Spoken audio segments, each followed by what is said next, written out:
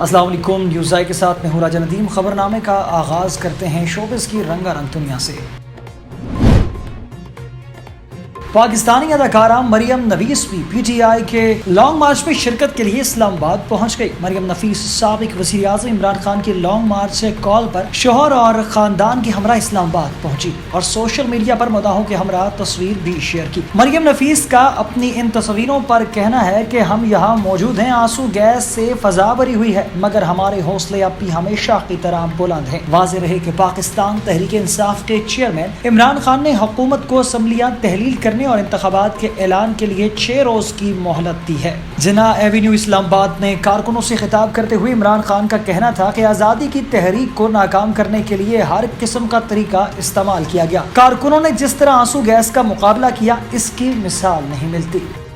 Star Shah Rukh Khan نے اپنی Instagram post سے پاکستان کے معروف گلوکار ابرار الحق کی جانب سے ایک شرط پر بھارتی فلم کو اپنا مشہور زمانہ گانا نچ پنجابن بطور تحفہ دینے کا اعلان کیا گیا۔ بالی ووڈ ہدایت کار کرن جوہر کی جانب سے ابرار الحق کے گانے نچ پنجابن کو چوری کر کے اپنی فلم جگ جگ جیو میں استعمال کیا گیا۔ بالی ووڈ کی اس چوری پر ابرار الحق نے ایک شرط رکھتے ہوئے بالی ووڈ کو اپنا گانا بطور تحفہ دینے کا اعلان کیا ہے۔ ابرار الحق کا اپنے ایک انٹرویو میں کہنا ہے کہ بالی ووڈ اربوں روپے لگا کر فلمیں بناتا ہے، مگر ان کے پاس اپنا مواد نہیں ہوتا۔ اس فلم کے جتنے اداکار ہیں ان سب سے کشمیر کا نعرہ لگوائیں کہ کشمیر کو آزاد ہونا چاہیے، کشمیر پر ظلم و ستم بند ہونا چاہیے، تو میں اپنا گانا انہیں بطور تحفہ دے دوں گا۔ ابرار الحق کا مزید کہنا تھا کہ ایک تو بھارتیوں نے گانا اتنا برا بنایا ہے، میں اس طرح سے اپنا گانا دینا نہیں چاہتا۔ انہوں نے اس گانے سے کروڑوں اربوں روپے کمانے ہیں، کیوں نہ میں یہ پیسہ اپنی سماج کی خدمت کرنے والی تنظیم سہارا پر لگا دوں، میں یہ پیسہ انہیں کیوں دوں۔ ابرار الحق کا مزید کہنا ہے کہ میں امریکہ، بھارت اور پاکستان تینوں ممالک میں وکلاء کے ساتھ رابطے میں ہوں، میں انہیں اپنے گانے سے پیسہ کمانے نہیں دوں گا۔ بھارتی mister perfection mister Aamir Khan نے کرن جوہر کی سالگرہ میں اپنی سابقہ اہلیہ کرن راؤ کے ہمراہ شرکت کی۔ گزشتہ بالی ووڈ انڈسٹری کے معروف ہدایت کار کرن جوہر کی جانب سے اپنی 50ویں سالگرہ کے موقع پر پوری انڈسٹری کو دعوت دی گئی۔ اس دعوت میں بالی ووڈ کے متعدد معروف جوڑوں نے ایک ساتھ شرکت کی، جبکہ سب کی نظریں سابق جوڑی عمران خان اور کرن راؤ کے ایک ساتھ تقریب میں آنا اور ایک ساتھ تصویریں بنوانے پر جمی رہی۔ جہاں عامر خان اور کرن راؤ کے ایک ساتھ سالگرہ میں شرکت کرنے پر مداح حیران تھے، وہیں معروف اداکار رتک روشن نے بھی اپنی گرل فرینڈ صبا آزاد کے ساتھ پہلی بار کسی تقریب میں کپل کے طور پر شرکت کی۔ دوسری جانب رتک روشن کی سابقہ اہلیہ سوز بھی اپنے بوائے فرینڈ ارسلان گونی کے ہمراہ نظر آئی۔ اس جوڑی کی طلاق کو تقریباً 1 سال مکمل ہونے والا ہے، جبکہ انہیں اکثر اوقات ہی تقریبات میں ایک ساتھ شرکت کرتے ہوئے دیکھا گیا ہے۔ پاکستانی شوبز انڈسٹری کے معروف اداکار فیروز خان لانگ مارچ میں ایک ماہ کی بچی کی ہمراہ لانگ مارچ میں شامل ہونے والی خواتین کے جذبے سے متاثر ہو گئے۔ فیروز خان نے اپنی انسٹاگرام سٹوری پر لانگ مارچ میں شامل خاتون کی ویڈیو شیئر کی ہے، جو کہ سوشل میڈیا پر وائرل ہو رہی ہے۔ انہوں نے اپنی انسٹا سٹوری کے کیپشن میں لکھا کہ مجھے آپ پر فخر ہے۔ فیروز خان نے خاتون کی تعریف کرتے ہوئے کہا کہ یہاں کی با اختیار عورت ہے۔ اس ویڈیو میں شادمان ٹاؤن سے آئی ایک خاتون کو اپنے 2 چھوٹے بچوں کے ہمراہ سڑک پر بیٹھے ہوئے دیکھا جا سکتا ہے۔ ایک رپورٹر نے خاتون سے پوچھا کہ پیچھے روڈ پر شیلنگ ہو رہی ہے، کیا انہیں ڈر نہیں لگ رہا؟ اس سوال کے جواب میں خاتون نے کہا کہ اگر ہم آج ڈر گئے تو یہ سب ہماری نسلوں کو بھگتنا پڑے گا۔ بچوں کی عمر پوچھنے پر خاتون نے رپورٹر کو بتایا کہ ان کی بچی 1 ماہ کی ہے، جبکہ بچہ 1 سال کا، جس پر رپورٹر نے حیران ہو کر پوچھا کہ ایسا جذبہ کہاں سے آیا؟ اتنی گرمی میں گھر سے نکل آئی اور آپ دھوپ میں یہاں کافی دیر سے بیٹھی ہیں۔ خاتون نے اس سوال کے جواب میں کہا، مجھے پاکستان کے موجودہ حالات دیکھ کر کربلا یاد آئی، جب ظلم ہو رہا تھا اور کوفہ والے خاموش بیٹھے تھے، تو آج بھی اسی طرح کی صورتحال ہے۔ میگن مارکل کے والد تھامس مارکل کو دل کے دورے کی علامات پر اسپتال میں داخل کر دیا گیا ہے۔ برطانوی میڈیا رپورٹس کے مطابق انہیں میکسیکو کے اسپتال میں داخل کیا گیا تھا، لیکن بعد ازاں امریکی ریاست کیلیفورنیا کے اسپتال لے جایا گیا ہے۔ تھامس مارکل کو بات کرنے میں دشواری کا سامنا تھا۔ پیرامیڈکس نے ان کی کیفیت جاننے کے لیے کاغذ پر لکھوا کر طبیعت کے احوال لیا۔ میگن کی سوتیلی بہن سمنتھا مارکل نے برطانوی میڈیا کو بتایا کہ میرے والد اسپتال میں عروبہ صحت ہو رہے ہیں اور سمنتھا نے درخواست کی کہ والد کی صحت اور بہتری کے لیے فیملی کو پرائیویسی کا خیال رکھا جائے. انہیں آرام کی ضرورت ہے. خیال رہے کہ سمنتھا اور میگن کے درمیان بھی بہت تلخیاں ہیں. 2018 میں سمنتھا نے نیلسن منڈیلا کا ذکر کرنے پر میگن کو تنقید کا نشانہ بنایا تھا.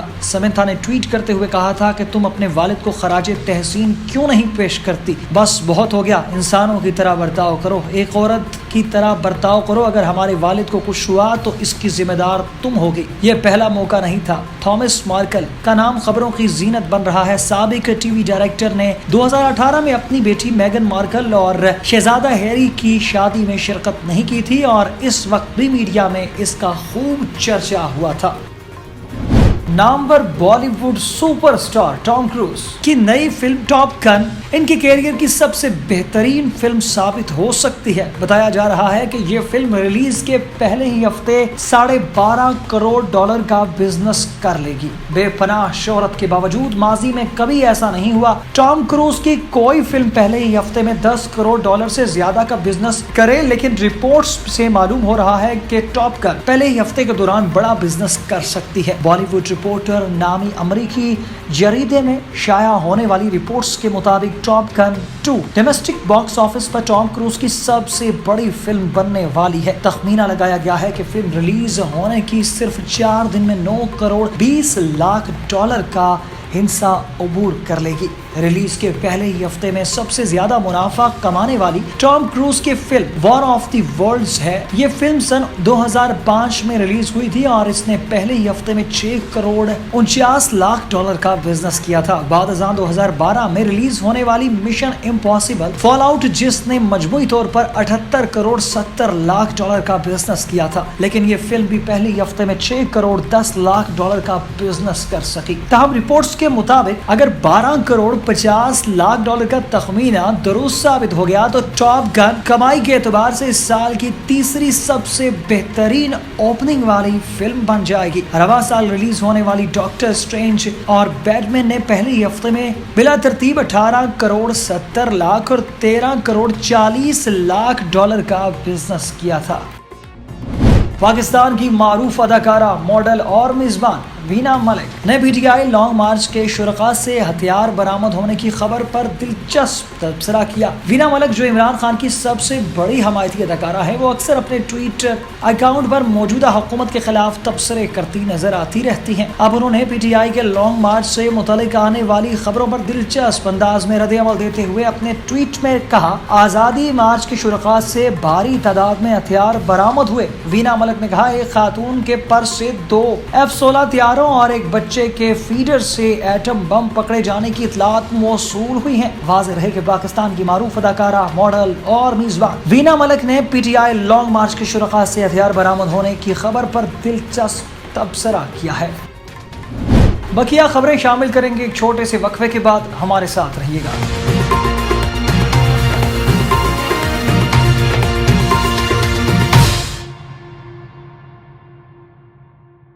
Welcome back. اب کچھ خبریں شامل کریں گے کھیل کے میدان سے. آپ کو بتاتے چلیں کہ پاکستان اور ویسٹ انڈیز کے درمیان ہونے والی ون ڈے سیریز پنڈی سے ملتان منتقل کر دی گئی ہے. ذرائع کا کہنا ہے کہ پاکستان کرکٹ بورڈ پی سی بی نے اس بارے میں حکومت سے رائے مانگی تھی. ذرائع نے بتایا کہ پی سی بی کا باضابطہ اعلان آج شام تک متوقع ہے. بورڈ نے ہوٹل کی بکنگ اور ایئر لائن بکنگ شروع کر دی ہے. پنڈی میں ممکنہ کشیدگی کی وجہ سے حکومت نے میچ شفٹ کرنے کی اجازت دے دی ہے. سیریز بایوس سکیور ببل کے بغیر ہوگی. پنجاب حکومت کی جانب سے دونوں ٹیموں کو غیر ملکی سربراہوں کے مساوی سیکیورٹی دی جائے گی. خیال رہے کہ ویسٹ انڈیز کی ٹیم 5 جون کو ملتان پہنچے گی, جبکہ 3 ایک روزہ میچوں کی سیریز کا پہلا میچ 8 جون کو کھیلا جائے گا. سری لنکا اور آسٹریلیا کے درمیان ہونے والی وائٹ بال سیریز کے میچ کا وقت تبدیل کر دیا گیا ہے. آسٹریلوی میڈیا کے مطابق سری لنکا کے حالات کے باعث سری لنکا میں وائٹ بال میچ کے وقت کو تبدیل کر دیا گیا ہے. اس حوالے سے آسٹریلوی میڈیا کا مزید کہنا ہے کہ 7 جون 24 جون تک ہونے والے میچز اب دن کی روشنی میں ہوں گے. سری لنکا کرکٹ باضابطہ طور پر ڈے میچز کا اعلان جلد کرے گا. اور خیال رہے کہ گزشتہ روز آسٹریلوی ٹیم کے بعض کھلاڑیوں نے سری لنکا کے حالات پر تحفظات کا اظہار کیا تھا. آسٹریلیا نے سری لنکا میں آئندہ ماہ 3 T20 اور 5 ون ڈے میچز کھیلنے ہیں. New Zealand women cricket team کی نائب کپتان ایمی نے انٹرنیشنل کرکٹ سے ریٹائرمنٹ کا اعلان کر دیا ہے۔ نیوزی لینڈ کرکٹ کا کہنا ہے کہ ایمی نے اگلے سیریز کے لیے سینٹرل کانٹریکٹ پیش نہ کیے جانے پر ریٹائرمنٹ کا اعلان کرتے ہوئے کہا کہ نیوزی لینڈ کی جانب سے سب سے زیادہ ون ڈے میچز کھیلنے والی کھلاڑی ہوں۔ خیال رہے کہ ایمی نے نیوزی لینڈ ٹیم کی قیادت بھی کی ہے۔ انہوں نے نیوزی لینڈ کی جانب سے 111 T20 اور 145 ون ڈے میچز کھیلے ہیں۔ پاکستان کرکٹ ٹیم کے کپتان بابر اعظم نے انٹرنیشنل کرکٹ کونسل ICC سے مطالبہ کیا ہے کہ اب کووڈ-19 کے بعد صورتحال کا جائزہ لیا جائے۔ بابر اعظم نے کہا کہ کووڈ-19 کے دوران خاص طور پر بالروں نے چیلنجنگ صورتحال کا سامنا کیا ہے۔ اب چونکہ کورونا کی صورتحال پہلے جیسی نہیں رہی، بیک ٹو نارمل ہے، تو ایسے میں عالمی وبا کی وجہ سے بنائی جانے والی پالیسیز کا اثر نو جائزہ لیا جائے۔ تینوں فارمیٹ کے کپتان بابر اعظم نے کہا کہ خوشی ہے کہ اب چیزیں نارمل ہونا شروع ہو گئی ہیں۔ کووڈ-19 کی وجہ سے کئی چیلنجز کا سامنا رہا ہے۔ ہمیں جائزہ لینا چاہیے کہ ہم نے کورونا میں کیسے وقت گزارا، کیسے کرکٹ ہوئی، اور اب جو آگے وقت آ رہا ہے وہ ہم نے کیسے گزارنا ہے۔ بابر اعظم نے کہا کہ ہر ملک میں مختلف صورتحال کا سامنا تھا، کیونکہ ہر ملک کی کورونا کے حوالے سے اپنی الگ الگ پالیسی تھی۔ ان پالیسیز کو فالو کرنا پڑتا تھا۔ انہوں نے مزید کہا کہ جیسے ہم نے نیوزی لینڈ میں 14 دن کا قرنطینہ کیا، ویسٹ انڈیز میں ہفتے کا قرنطینہ تھا، جبکہ انگلینڈ میں 5 روز کا قرنطینہ تھا۔ اس دوران قوانین بھی الگ الگ تھے۔ نیوزی لینڈ اور ویسٹ انڈیز میں کورونا کے پازیٹیو کیسز آئے تھے۔ یہ صورتحال آسان نہیں تھی، لیکن اس دوران کھلاڑیوں کو کریڈٹ جاتا ہے کہ جنہوں نے 100% کارکردگی دینے کی کوشش کی اور خود کو گرنے نہیں دیا۔ ان کا کہنا تھا کہ بطور کپتان اور بیٹر میرا یہ کہنا ہے کہ کورونا کے دنوں میں بالرز کو سب سے زیادہ کریڈٹ جاتا ہے۔ انہوں نے اپنے حق میں قوانین نہ ہونے کے باوجود صورتحال کا سامنا کیا۔ قومی کرکٹ ٹیم کے سابق کپتان شاہد افریدی نے حریت رہنما یاسین ملک کے حق میں ٹویٹر پیغام جاری کر دیا۔ شاہد افریدی نے اپنے ٹویٹ میں کہا کہ بھارت کو انسانی حقوق کی سری خلاف ورزیوں کے خلاف تنقیدی آوازوں کو خاموش کرنے کی مسلسل کوششیں بے سود ہیں۔ انہوں نے کہا کہ یاسین ملک کے خلاف من گھڑت الزامات کشمیر کی جدوجہد آزادی کو نہیں روکیں گی۔ سابق کرکٹر نے اقوام متحدہ سے اپیل کرتے ہوئے کہا کہ اقوام متحدہ کشمیری رہنماؤں کے خلاف غیر منصفانہ اور غیر قانونی ٹرائلز کا نوٹس لے۔ نیوز اسٹوڈیو سے فی الوقت کے لیے اتنا ہی۔ مزید خبروں اور اپڈیٹس کے لیے دیکھتے رہیے نیوز آئی۔ اللہ حافظ۔